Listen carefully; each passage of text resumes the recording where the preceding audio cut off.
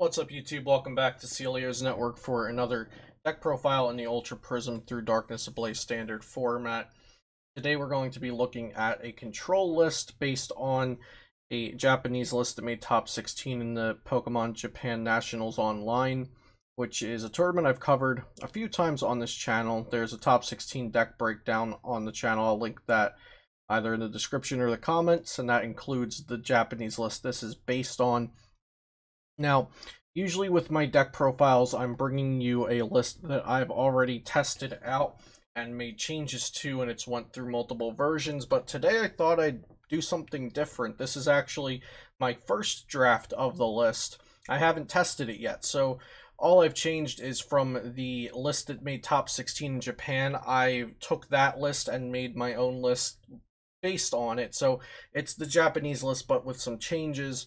And I haven't actually tested it yet, so I'm kind of showing you the preliminary stage of the deck building instead of the finished product. Since I have this deck lying around, I want to do a deck profile. People are asking about control, but I just haven't tested it myself yet. I've been testing against friends' control lists, but I haven't actually used my own yet, so a bit of a different perspective on today's deck profile.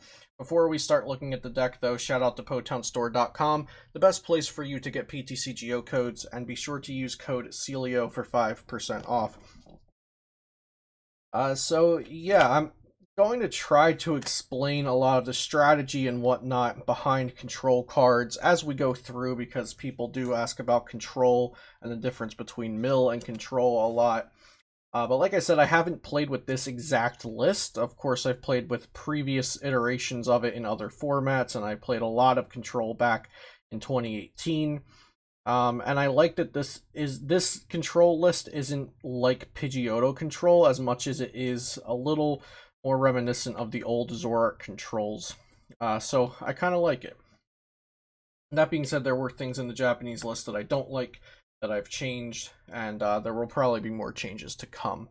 So we're starting out with the 4/4 Cinccino line, and most control decks are going to have a draw engine, or a consistent draw engine, so you can get through your deck and get to the cards that you need to see, because the more cards you draw, the more options you have, and the more options you have, the better you can probably control your opponent or attempt to control your opponent. So we play 4 of the Cinccino with Make Do, just to discard a card and draw 2.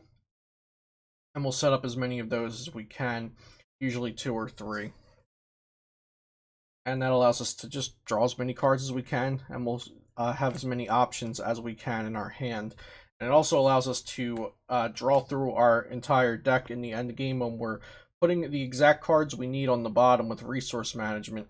Then we can just use Make Do to draw right into them. So we are using 3 Oranguru resource management. This is a really important control card that is rotating, but luckily, or unluckily, depending on if you like control or do not, it is still in the format for the POG tournament. So resource management for 1 colorless energy, put 3 cards from your discard pile on the bottom of your deck in any order. And this card has just been so powerful for so long. It's finally rotating. Some people have liked it, some people have hated it. At one point it was used to counter mill and counter stall, but it is it makes control possible now. So then we have a 2/2 line of Delcatty from Celestial Storm, which I've always loved this card. Back when I was writing for FlipsideGaming.com, this was actually my number 10 in my top 10 list of Celestial Storm cards, and I'm happy that it's finally getting used. So its ability, Search for Friends. When you play this Pokemon from your hand to evolve one of your Pokemon, you may put 2 supporter cards from your discard pile into your hand. And there are a lot of different supporter cards in this deck, and Control normally uses very powerful utility supporters, so there's a lot of stuff to get back with Delcatty. Then I have 1 Ditto Prism and 1 Persian with Make 'em Pay. So Ditto Prism can evolve into either Cinccino or Delcatty, and then Persian can only evolve. It could also evolve into Persian. And then I don't have a Meowth, just a little 0/1 Persian. And Make 'em Pay for a colorless energy does 20 damage. If your opponent has 4 or more cards in their hand, they reveal their hand, discard cards you find there until your opponent has exactly 4. So you get to choose the cards to discard, and if your opponent's just building up a large hand, this is really great. It's also good for if you're deciding to win by milling your opponent out of a deck, which often happens. Or it's pretty much either you win by milling them out or they scoop. But if you have to mill them out and you want to make it quicker, this is good for timed matches. You can discard a large hand down to 4, then they have less resources to shuffle back in with something like Marnie or Cynthia. And we have 2 Zacian V for early draw, and you can even use this throughout the game whenever you need to draw some cards. I'll just put them up here. So yeah, it's just here for Intrepid Sword to draw 3 cards end your turn. It's kind of like a mini tropical beach. And just 2 more cards here at the end for the Pokemon. We have an Articuno with Legendary Ascent. When you play this Pokemon from your hand onto your bench, you may switch it with your active Pokemon. If you do, excuse me. If you do, you can move any number of water energy from your other Pokemon to this Pokemon. So the ability is nice to get it into the active. It's here for its Cold Crush GX attack. Discard all energy from both active Pokemon. So you can just get rid of a ton of energy in a pinch. And then we also have Mew Bench Barrier. Prevent all damage done to your bench Pokemon by attacks. This helps against the new Salamence V. Also helps against Picarom's Tag Bolt. So those are all the Pokemon. The Delcatty, so in previous iterations of Control and also in Mill, we've seen just Oranguru to get back supporters, or we've seen a combination of Oranguru and Palpad to get back supporters. Even back in the day, we had Puzzle of Time or Versus Seeker to get back supporters.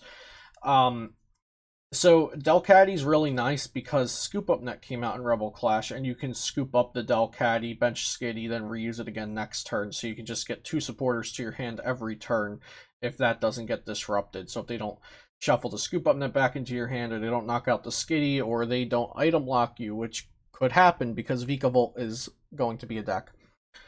So Delcatty's pretty cool.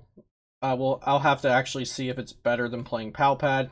Version is something I added myself as well, because I like that like surprise make them pay, or even like it might not even be a surprise in an open deck list tournament, but it makes your opponent play around it, or if they can't play around it, you can just empty their hand of resources so they can't prolong the game with Marnie or Cynthia shuffling their hand back into their deck. Other than that, I think everything else I kind of explained. And onto the supporters. So we have 4 Professor's Research. We want to just draw cards, dump our hand, draw 7 is the best way to do that. And we don't mind getting rid of anything because we can just resource manage it all back. So dump our hand, draw 7, thin out our deck as quickly as possible so we can just start resource managing the cards we need and drawing them every turn. We have 4 Team Yell Grunt, which is a reason why I like this form of control over the Pidgeotto Reset Stamp Chip control, because we're actually trying to run our opponent out of resources here as opposed to just put them in that annoying lock. Now, control, of course, it can be annoying in a myriad of different ways. You could run Chip in this deck, but the Japanese list actually did not run Chip, so I want to give this a try without. Just kind of running the same strategy they used. Then we have 3 Lieutenant Surge, so if we're behind on prizes, we can play this card and then play 2 more supporter cards. That's very important. So we can use like 2 Yell Grunt, 2 Balelba, etc. And we have our 2 Balelba here. So while this isn't a mill deck and this is not focused on milling our opponent the entire game, Balelba can help us finish our opponent off faster. Like I said, in a timed format, that can be important. Because we want to basically run our opponent out of resources with Yell Grunt and Crushing Hammers, and or the Yell Grunt stalls them and the Crushing Hammers gets rid of their resources. We'll look at Faba next, that gets rid of resources. Persian Make 'em Pay gets rid of resources. Articuno GX can discard energy. So we want to do all that and then just kind of make our opponent either scoop because they don't have any energy left to use, or they are going to get milled, or just deck out naturally, but Balelba can help accelerate that process. So while this isn't considered a mill deck, a mill is a win condition. Then we have 2 Faba. Choose a Pokemon tool or special energy attached to one of your opponent's Pokemon or any stadium card in play and put it in the Lost Zone. So Faba actually got better because there are a lot of really good special energy being used. We got Speed Energy in Lightning decks, Capture Energy in a myriad of decks, the Hide Darkness Energy in Eternatus decks. So Faba can actually get rid of a decent amount of our opponent's energies because Vikavolt decks are playing like, I think like 4 speed lightning, a couple capture, 5 basic lightning, so we can potentially go like Surge Faba Faba, Surge Faba Faba, and like get all of that value out of the Fabas, getting rid of energies from our opponent. That's really, really strong. Then we have 2 Channeler because of Vikavolt. Now, when playing the 2/2 Delcatty line, I'm not sure if 2 Channeler is necessary. If you don't know what Channeler does, it removes all effects of attacks on you and each of your Pokemon.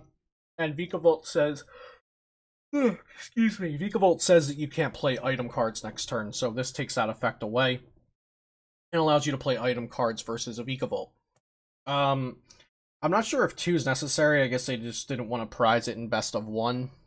But it seems like it kind of takes up a little extra space that might not be necessary, especially if it's just for one matchup. Then we have a couple one-of supporters. We have a Boss's Order for Gusting, a Tate and Liza, which can either switch or draw cards. We have a Brock's Grit to get Pokemon and energy back, and then we have a Bird Keeper that switches and draws cards. So, Bird Keeper and Tate and Liza, the differences, or why not just run one of them?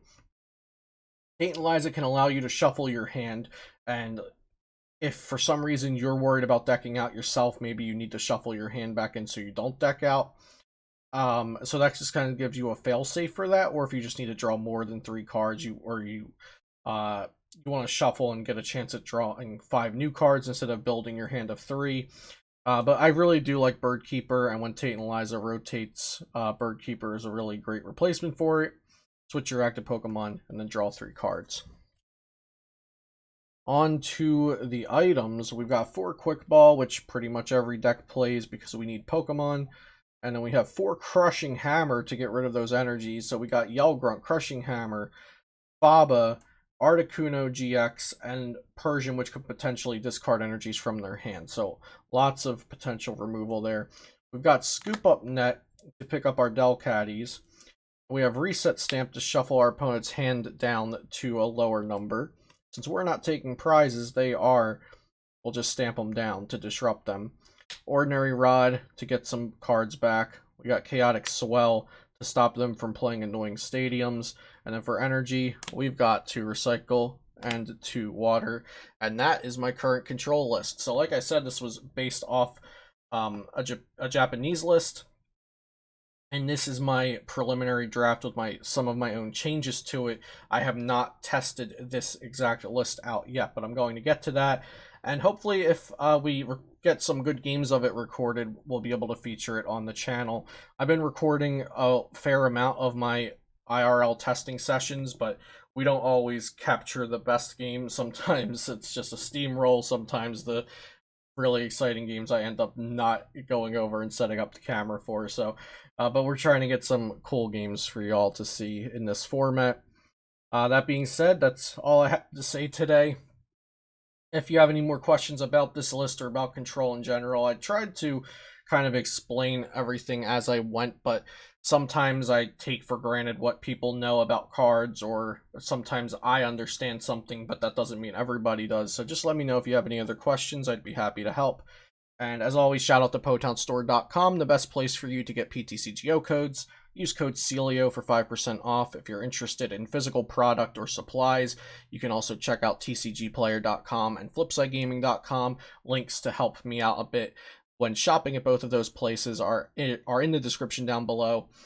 If you like this video, be sure to subscribe to the channel if you have not already, and give the video a like. Hope you have a good day, and I'll see you next time here on Celio's Network.